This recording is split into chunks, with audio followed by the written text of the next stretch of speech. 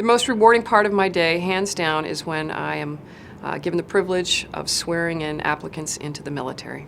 The young men and women of today come up to the MEPS to pick their job.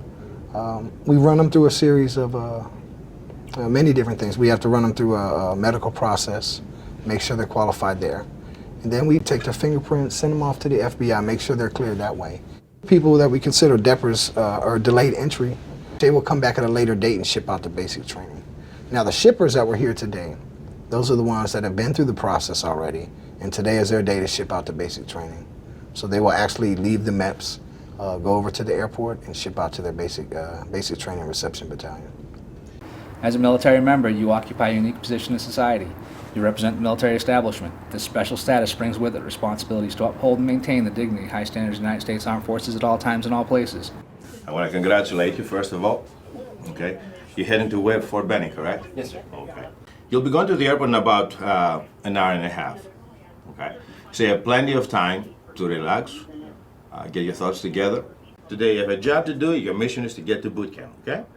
As a recruiter, it was the most rewarding when an individual come back from MEPS qualified and happy. So here, I think I find it rewarding every time an individual steps into the swearing room. I kind of take them baby steps, walk them through the process, exactly what's going to happen during the ceremony, you know, things that are going to be asked to them so they're prepared. But then when we get ready to take the oath, you know, I want them to stick their chest out a little bit, you know, and raise that hand high and be proud of what they're going to do. That's very important. Attention on deck.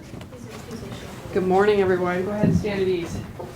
We are privileged to have them come into the military. This is a voluntary service. This is not a draft era, and that can be very emotional and rewarding.